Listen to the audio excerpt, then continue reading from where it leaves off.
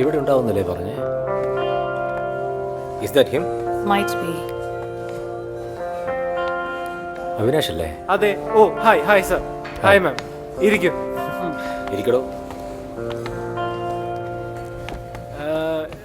ഞാനൊരു കോഫി പറയട്ടെ? Yeah. ഹാ സന്ദീപ് 2 കോഫി. ഓക്കെ. അവിനാഷിന്റെ റീസൺ വർക്ക്സ് എല്ലാം ഞാൻ കണ്ടിരുന്നു. കൊള്ളാം. കൊള്ളാവുന്നല്ല, very impressive. Thank you ma'am. Thank you sir.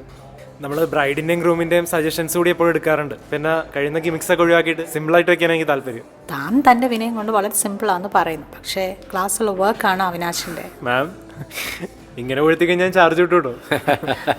താൻ ചാർജ് ചെയ്തോടോ. പക്ഷേ നമുക്ക് ഫ്രണ്ട്സൊക്കെ കണ്ട ഞെട്ടുന്ന ഒരു വീഡിയോ വേണം. ആ അത് ചെയ്യാം. അതെനിക്ക് കല്യാണം കഴിക്കാൻ പോകുന്നവരുടെ കൂടി ടേസ്റ്റ് അറിയണം. ഞാൻ പറഞ്ഞല്ലോ ഞാൻ അങ്ങനെയാണ് വർക്ക് ചെയ്യാറ്. അല്ല നിങ്ങൾ ആക്ച്വലി ആരുടെ പാരൻസ് ആണ്? ചെക്കനാണോ പെണ്ണിൻ്റെയാണോ? ഇതാ പെണ്ണ്. ഇതാ ചെക്കൻ. ഓ അൺഎക്സ്പെക്റ്റഡ് ആയില്ലേ? പിന്നല്ലാതെ ഇത് നല്ല രസമായിരിക്കും. ഇപ്പോഴത്തെ ട്രെൻഡ് ഇതൊക്കെയല്ലേ. ഞങ്ങളെ പോലുള്ളവർക്ക് എല്ലായ്പ്പോഴും കിട്ടുന്ന ഒരു ചാൻസ് അല്ലല്ലോ ഇങ്ങനത്തെ വീഡിയോ ഉണ്ടാക്കുക. അതെ അതെ. സോറി, ഞാൻ ഇപ്പോഴും ആ സ്വീറ്റ് ഷോക്കിലാണ്. ഞങ്ങളും. ഇതെൻ്റെ സെക്കൻഡ് മാരേജ് ആണ്. എനിക്ക് അവിനാശിൻ്റെ പ്രായമുള്ള ഒരു മകളുണ്ട്. നിങ്ങൾ എങ്ങനെയാണെന്ന് വെച്ചാൽ നന്നായിട്ട് പ്ലാൻ ചെയ്യാം. യാ.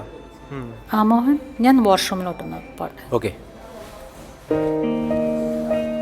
തനിക്കിത് ചെയ്യാൻ താല്പര്യമുണ്ടല്ലോ അല്ലേ? Of course. ആക്ച്വലി കഴിഞ്ഞ കുറച്ച് കാലമായിട്ട് ആദ്യമായിട്ടൊരു വർക്കിനെ പറ്റി ഞാൻ ഇത്ര എക്സൈറ്റഡ് ആവും. I M so happy. Radhika എൻ്റെ ചൈൽഡ്ഹുഡ് ക്രഷായിരുന്നു. അന്ന് പല കാരണങ്ങൾ കൊണ്ട് പ്രേമം പറയാൻ പോലും കഴിഞ്ഞില്ല. ഇപ്പോൾ ഒരുപാട് കാലത്തിന് ശേഷം അവളെ കിട്ടിയതാ. എൻ്റെ ആദ്യത്തെ കല്യാണം. അത് കാരണം കൊണ്ട് ഇത് ഗംഭീരമാക്കണമെന്നാണ് എൻ്റെ ആഗ്രഹം. പിന്നല്ലാതെ നമുക്ക് ജോറാക്കാം. എടോ തൻ്റെ കാപ്പി വന്നില്ലടോ ഇതുവരെ. ഇപ്പൊ എത്തിക്കാം. എവിടെ സന്ദീപേ?